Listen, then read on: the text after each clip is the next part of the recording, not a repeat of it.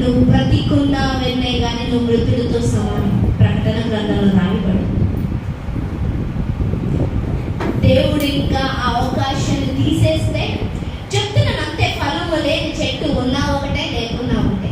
అలా కాకుండా దేవుడు మనకి ఇస్తున్న అవకాశాన్ని మనం ఏం చేయాలా? ఉపయోగించు. ఆయన చేతి కౌగిలిలోనికి నువ్వు రావాలి అని ఆయన ఆశపడుతున్నాడు.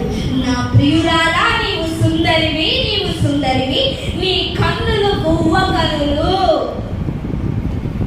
కనులు, ప్రార్థించే కనులు, కన్నీళ్లు కార్చే కనులు, ఎదురు చూసే కనులు, ప్రేమ